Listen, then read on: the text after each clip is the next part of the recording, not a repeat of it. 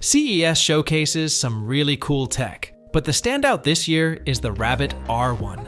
It's technically a smartphone, but it's not your usual one. It's super innovative, using AI in a way no other phone does. Unlike regular phones with apps, the Rabbit R1 relies on a smart voice bot driven by AI to get things done. People are curious about this new take on smartphones. But how does it work, and is it practical? So, what's the deal with the Rabbit R1? Usually, your smartphone relies on lots of apps for different tasks. Rabbit wants to change that with AI, where your phone does things for you with just a simple voice command. There are two main parts to how Rabbit makes this happen. First, there's the Large Action Model, or LAM for short. You might know about large language models that help AIs learn and provide information. Rabbit's LAM is a bit different. It's designed to make AI more practical. The company trained the LM to understand how people use apps, from simple tasks like adding a song to a Spotify playlist, to more complicated stuff like planning travel. The company didn't say if they trained it manually or used some kind of automation. There's also an experimental teach mode that lets you show the LM how a task is done on regular software. Rabbit uploads the recording to its cloud for processing. After that, the LM should be able to do the task just the way you showed it. All this smart tech powers Rabbit OS, the unique simple operating system at the core of the Rabbit R1. The Rabbit R1 doesn't look like your regular smartphone. And it's not just because of its bright orange color. This square tile-shaped device has a small screen, a camera that can rotate 360 degrees, a physical scroll wheel, 2 microphones, and a push-to-talk button on the side. That's all. You use these features to do everything on the phone. To use the R1, you press the side button and give it a voice command.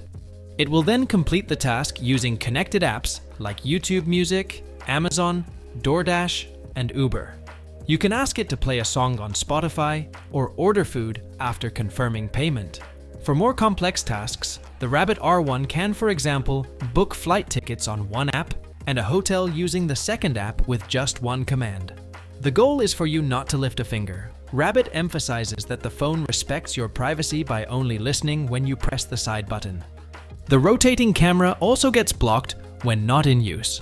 The company claims the response time is quick, even though the processing happens in the cloud. The phone has long-term memory to improve future responses based on your preferences. Rabbit OS runs everything, and it's quite minimal with a dark background and a text-heavy interface. Since there are no visible apps, there isn't much to interact with on the phone. Besides text, you can also do visual searches using the camera to identify what you see. The Rabbit R1 currently supports English, with plans to add more languages like French, German, Hindi, Japanese, and Spanish later on. As all the processing occurs in the cloud, the phone doesn't need a powerful processor. The Rabbit R1 has a modest MediaTek P35 processor, 4 GB of RAM, and 128 GB of storage. It supports 4G, has a basic 2.88-inch touchscreen, a 1000 mAh battery, and an 8MP camera. Despite being a unique device, the Rabbit R1 is priced at just $200, making it relatively affordable for a smartphone. Many people have already pre-ordered, and you can do so from the official website, with shipments expected to begin by late March 2024.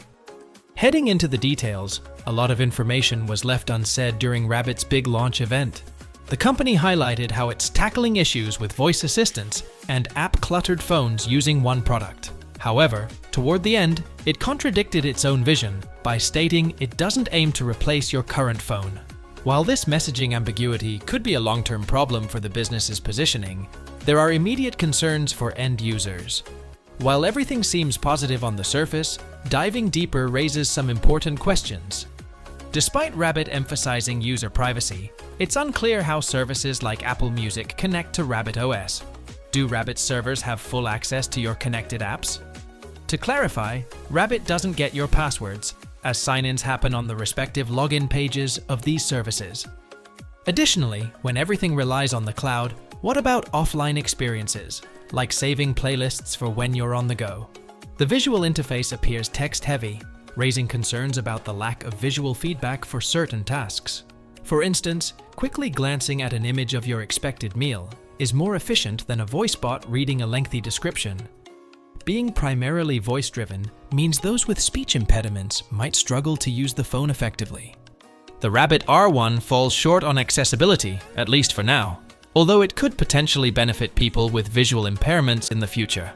Without an interactive touch interface, the phone poses challenges in situations where talking or hearing responses isn't feasible, or when conversing with a device would be considered impolite. Rabbit has some hurdles to overcome. Changing consumer habits is easier said than done.